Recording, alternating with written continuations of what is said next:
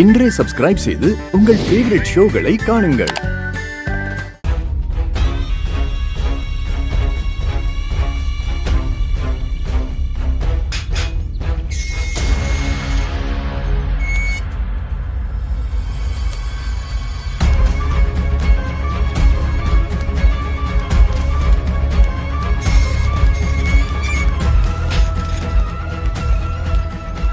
அண்ணே, எப்படின்னு இருக்கீங்க? நீ எப்படிமா இருக்க? உன்னை தனியா விட்டுட்டு போயிட்டமேனு தான் எனக்கு கவலையா இருந்தது. நம்ம குடும்பத்தை இந்த நிலைமைக்கு ஆளாக்கிட்டாங்கல்ல. மேடம், இந்த கேஸ் கோர்ட்டுக்கு வரும்போது நான் சொல்றேன் மேடம், அப்ப பார்த்து பேசிக்கலாம் மேடம். சரிங்க சார், எப்படியோ நல்லபடியா வெளியில கூட்டிட்டு வந்துட்டீங்க. ரொம்ப நன்றி சார். அப்ப நான் வரேன் மேடம். சார் வரேன் சார். போயிட்டு வரேன்.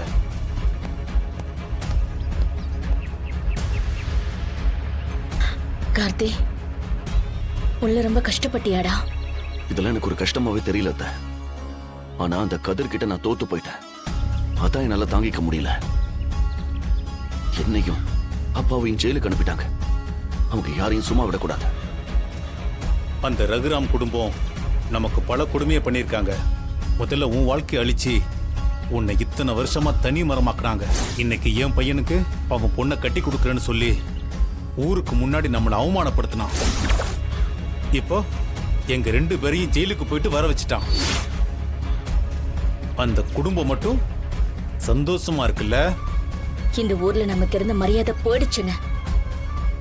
திரும்பவும் அந்த ரகுராம் ஊர் தலைவர் ஆயிட்டான். எப்படிமா? நம்ம கையை மீறி எல்லாமே நடந்துகிட்டு இருக்க. ரகுராம் அவமானப்படுத்த அந்த கதிரை வச்சு ஒரு சின்ன திட்டம் போட்டேன். ஆனா அதுலயும் தோத்து போயிட்டேன். அந்த குடும்பத்தை நாம சும்மா விடக்கூடாதுமா. அவங்க யாரும் நிம்மதியா இருக்க கூடாது. விட மாட்டேன. உங்க 2 பேரையும் ஜெயிலுக்கு போக வச்சாங்கல்ல, ஒவ்வொரு நிமிஷமும் அவங்களுக்கு அடி விழுந்துகிட்டே இருக்கும். அந்த குடும்பம் நிம்மதியாவே இருக்க கூடாது. ஜானகியை ஜெயிலுக்கு அனுப்பி அந்த குடும்பத்தை பழி வாங்கலாம்னு நினைச்சோம். ஆனா அந்த மாயா தான் கடைசி நேரத்துல வந்து எல்லாத்தையும் கெடுத்துட்டான். அவ இருக்கிற வரைக்கும் நம்மளால எதையுமே செய்ய முடியாதுமா. உண்மைதான்.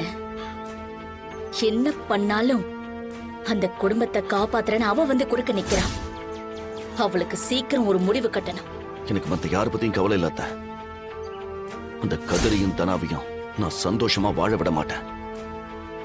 நாம நினைச்சதை நடத்துறதுக்கு நமக்கு ஒரு வாய்ப்பு கிடைக்கும் கார்த்தி. அவங்க யாரையுமே நான் சும்மா விட போறதில்ல. சரி வாங்க போலாம். வாங்கப்பா. என் ஃப்ரெண்டோட தங்கச்சி தான் இந்த பொண்ணு. எனக்கு எப்படி வளர்ந்துருக்கா பாரு. அதுக்கு நான் முதல்ல அவங்கள சின்ன வயசுலயே பார்த்துருக்கணும்ல. எனக்கு இங்க யாரையுமே தெரியாது. அதான் நீ மட்டும் போன்னு சொன்னேன், கேட்கவே இல்லை. ஹலோ, மேரேஜ்க்கு அப்புறம் எந்த ஃபங்க்ஷனா இருந்தாலும் ஹஸ்பண்ட் அண்ட் ஒய்ஃப் சேர்ந்து தான் வரணும். புரிஞ்சுதா?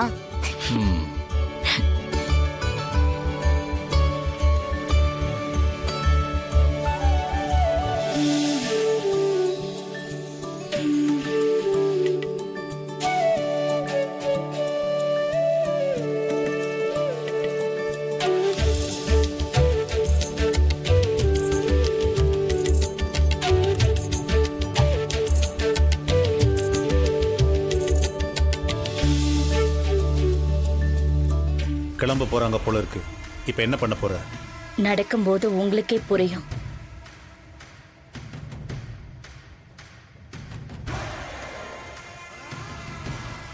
என்ன ரகுராம், பொண்ணுக்கு எப்படியும் ஒரு 10 பவுன்ல நகை போட்டிருக்க போல இருக்கு. இப்ப அதுல உனக்கு என்ன பிரச்சனை?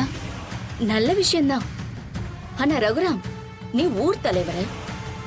உன்கிட்ட யாராவது ஏதாவது கேட்டா இல்லன்னு சொல்லாம அள்ளி கொடுப்ப. ஊர்ல அப்படி ஒரு நல்ல பேரு. ஆனா ஊருக்கு மட்டும் நல்லது செய்யற நீ வீட்ல அப்படி இல்லையே. இது ஓரவஞ்சனை இல்லையா? ஏய், என்ன உளறிட்டு இருக்க? அவரு எப்பவுமே எங்கேயும் ஒரே மாதிரி தான் இருப்பாரு. உன்ன மாதிரி உள்ள ஒரு ஆளா வெளிய ஒரு ஆளா வேஷம் போட்டது கிடையாது. ஆனா இப்போ ஊருக்கு முன்னாடி நல்லவர் வேஷம் போடுறாரு. ஊராம் பொண்ணுக்கு தங்க நகை போடுறீங்க. ஆனா நீங்க பெத்த பொண்ணுக்கு ஒண்ணும் செய்யாம வீட்டை விட்டு துரத்தி விட்டுருக்கீங்களே.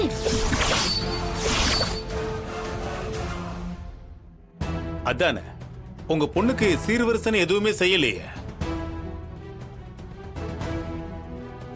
அவ புருஷன் கூட தான் வாழுவேன்னு சொன்னது உங்களுக்கு பிடிக்காம வீட்டை விட்டே விரட்டிட்டீங்க. இது ஓர வஞ்சனை தானே?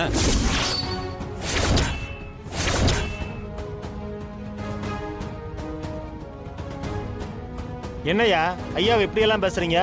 இதெல்லாம் கேட்கறதுக்கு உங்களுக்கு என்ன தகுதி இருக்கு? உயிரோட இருக்கிற பையனை செத்துட்டான்னு சொல்லி நாடகம் ஆனீங்கல்ல, நீங்க பேசுறீங்களா? ஐயா முன்னாடி நிக்கிறதுக்கு கூட உங்களுக்கு எல்லாம் தகுதி கிடையாது.